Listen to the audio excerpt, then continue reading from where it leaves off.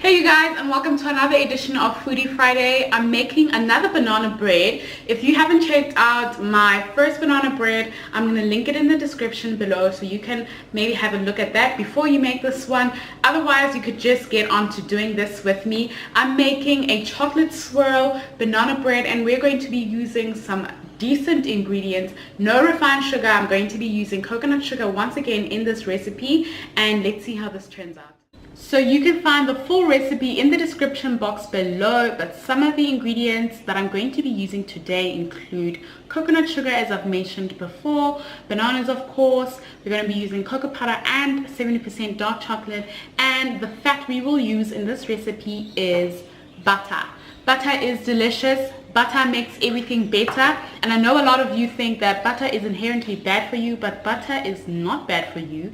Fats that are bad for you include trans fats that can be found in margarine, but butter is natural, so it is good for you. Of course, if you overconsume anything, you will gain weight, and we don't want that. Unless you do want that. If you want to gain weight, good for you. But if you don't want to gain weight, or if you don't want to ever get overweight, don't be afraid of eating whole foods. Butter is a whole food, and if you want to get creative and make this a little bit better, you can burn your butter for this recipe, and that will give it a little bit of a nutty flavor. But today we're not going to do that. We're just going to use this butter as is. So we're going to use my KitchenAid for this recipe with a paddle attachment. If you don't have a stand mixer or a KitchenAid, that's fine. You can use a hand mixer. Make sure to grab your little paddle attachments for your hand mixer, and we're going to start by creaming the butter with the coconut sugar until it's creamy and light.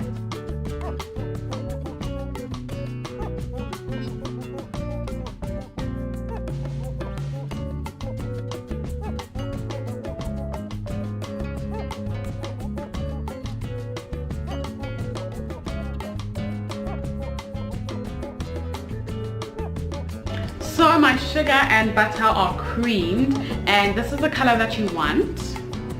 It's a little bit like a cappuccino color versus the dark color that we started with.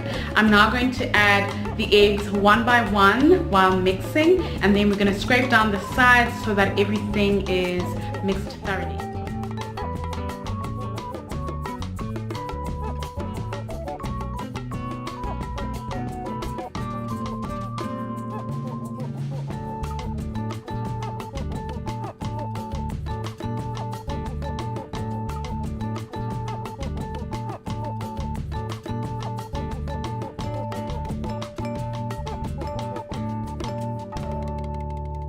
So my flour is going to go in next along with the baking powder. This recipe's got two raising agents. It's baking powder and baking soda. The baking soda we're going to dissolve into some water like we did for the crunchies last week.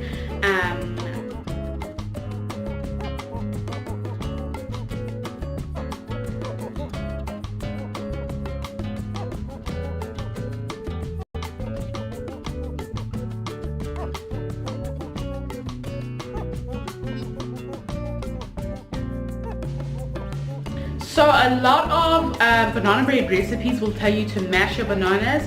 I think that's mostly because most people use bananas that are like completely black, and it gives a beautiful flavor. I did that in the recipe that's in the description box below.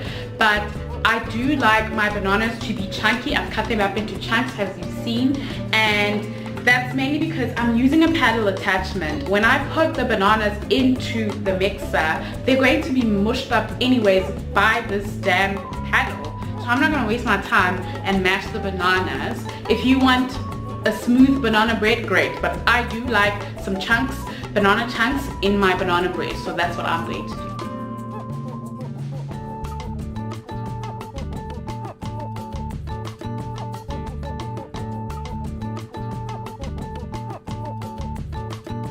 Okay.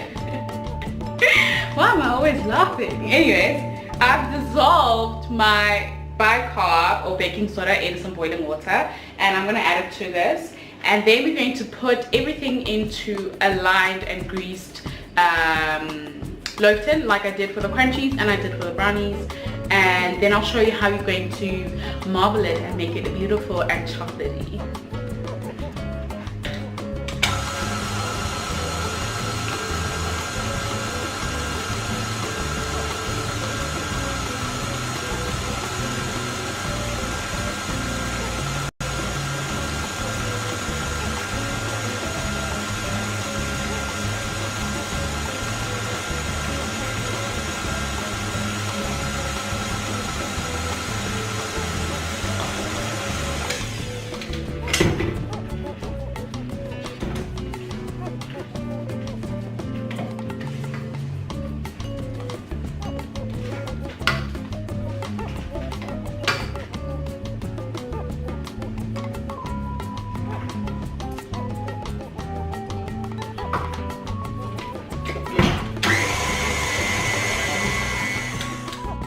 Okay, so my tray is greased and lined, and we're going to take half of this batter and pour it into here. Then we're going to put this back onto the machine, add the cocoa powder, add the chocolate chunks. I was going to melt the chocolate, but I decided I want chocolate chunks in my banana bread, so I'm going to have chocolate chunks in my banana bread.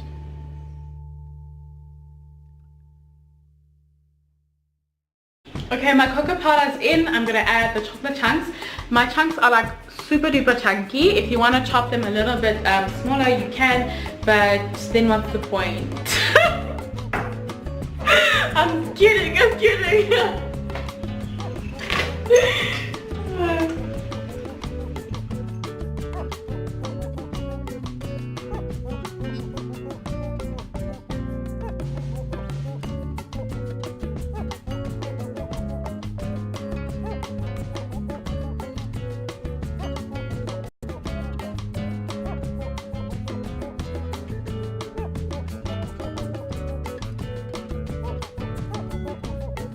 So I'm going to use a spoon to spoon the chocolate mixture into the plain banana mixture, and then we're going to use the back of the spoon to give it a bit of a swirl so that it can have that marble effect.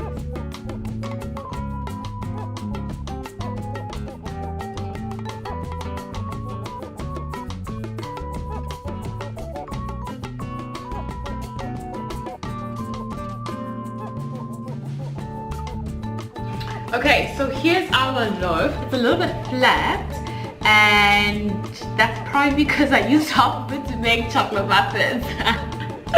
But you get the drill. Let's have a taste.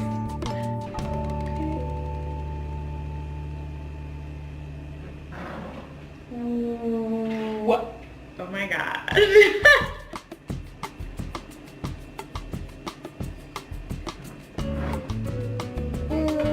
I have to show you guys the inside. Yeah. Oh, yummies. Okay.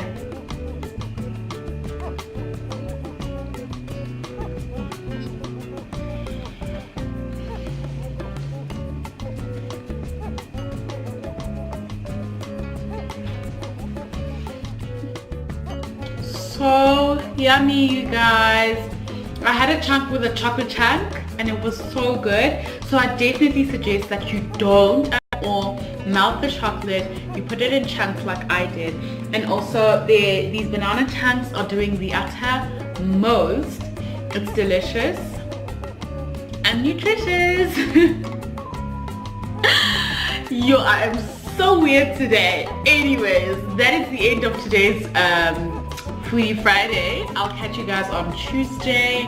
Who knows what's going to be happening on Tuesday.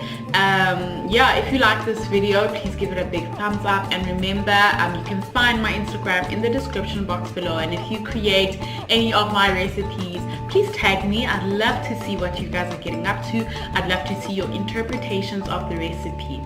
Cool. Bye for now.